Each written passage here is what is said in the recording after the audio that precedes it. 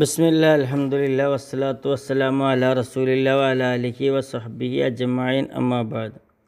23-ാമത്തെ ഹദീസാണ് നമ്മൾ ചർച്ച ചെയ്യുന്നത്. സ്വഭാവം നന്നായാൽ.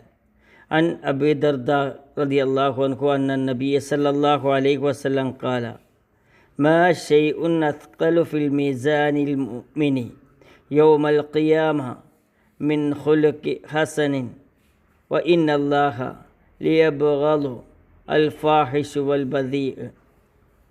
അബൂ ദർദാ റളിയല്ലാഹു അൻഹുവിൽ നിന്ന് നിവേദനം. നബി സല്ലല്ലാഹു അലൈഹി വസല്ലം പറഞ്ഞു, അന്ത്യനാളിലോ സത്യവിശ്വാസിയുടെ തുലാസിൽ സൽസ്വഭാവത്തേക്കാൾ ഖനം തൂങ്ങുന്ന മറ്റൊരു വസ്തുവുമില്ല. അശ്ലീലം കലർന്ന വാക്ക് പറയുന്ന ദുസ്വഭാവിയെ അള്ളാഹു വെറുക്കുന്നു. സൽസ്വഭാവം എന്നത് നമ്മൾ മതപരമായി ജീവിതത്തിൽ കാത്തു സൂക്ഷിക്കേണ്ട ഒരു പുണ്യകർമ്മമാണ്. മുസ്ലിം യഥാർത്ഥ വിശ്വാസിയായി തീരുന്നത് അവൻ സൽസ്വഭാവിയാകുമ്പോഴാണ്. അൻ അബീ ഹുറൈറത റളിയല്ലാഹു അൻഹു ഖാല ഖാല റസൂലുള്ളാഹി സ്വല്ലല്ലാഹു അലൈഹി വസല്ലം അക്മലുൽ മുഅ്മിനീന ഈമാനൻ അഹ്സനുഹും ഖുലുഖ. നബി സല്ലല്ലാഹു അലൈഹി വസല്ലം പറഞ്ഞു, സത്യവിശ്വാസികളിൽ വിശ്വാസം സമ്പൂർണ്ണമായവൻ നിങ്ങളിൽ നല്ല സ്വഭാവക്കാരനാണ്. ജീവിതത്തിൽ സൽസ്വഭാവം കാത്തു സൂക്ഷിക്കുന്നവർക്ക് ലഭിക്കുന്ന ധാരാളം പ്രതിഫലത്തെക്കുറിച്ച് നബി സല്ലല്ലാഹു അലൈഹി വസല്ലം നമുക്ക് പഠിപ്പിച്ചു തന്നിട്ടുണ്ട്. സ്വർഗപ്രവേശനത്തിന് കാരണമാകും. അൻ അബീ ഹുറൈറത റളിയല്ലാഹു അൻഹു ഖാല സുഇല റസൂലുള്ളാഹി സ്വല്ലല്ലാഹു അലൈഹി വസല്ലം അൻ അക്സരി മാ യുദ്ഖിലുൻ നാസിൽ ജന്ന ഫഖാല തഖ്വല്ലാഹ് വഹുസ്നുൽ ഖുൽഖ്.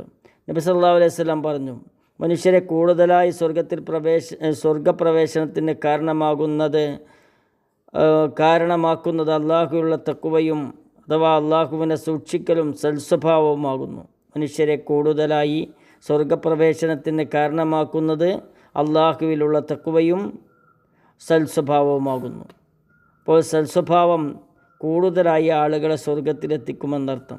സ്വർഗത്തിൻ്റെ ഉന്നതിയിൽ ഒരു വീട് ലഭിക്കുന്ന കാര്യമാണ് സൽസ്വഭാവം. അൻ അബീ ഉമാമ ഖാല ഖാല റസൂലുള്ളാഹി സ്വല്ലല്ലാഹു അലൈഹി വസല്ലം അന സഈമു ബിബൈത്തിൻ ഫി റബ്ദിൽ ജന്ന ലിമൻ തറക മിറാഅൻ വഇൻ കാന മുഹിക്കൻ വബിബൈത്തിൻ ഫി വസത്തിൽ ജന്ന ലിമൻ തറക്കൽ കദിബ ഫഇൻ കാന മാസിഖൻ വബിബൈത്തിൻ ഫി അഅലൽ ജന്ന ലിമൻ ഹസ്സന ഖുലുഖുഹു.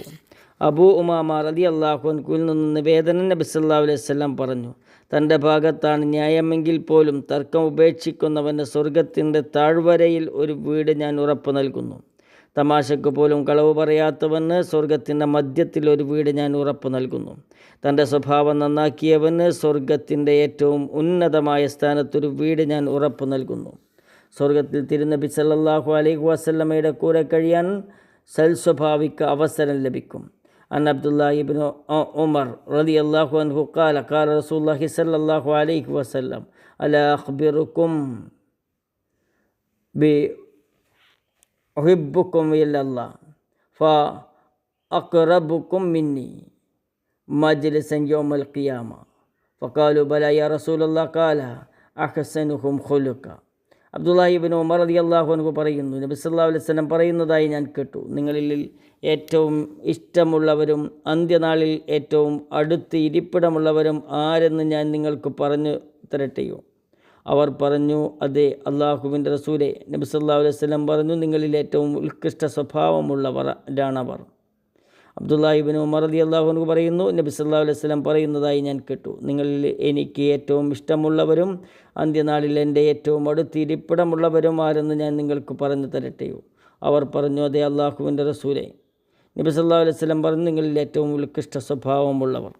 സ്വഭാവത്തെ നന്നാക്കുന്നതിലൂടെ വലിയ പ്രതിഫലമാണ് നാളെ പരലോകത്ത് ലഭിക്കുക. സ്വഭാവത്തെ നന്നാക്കി മുന്നോട്ട് പോകാൻ നമുക്ക് സാധിക്കണം.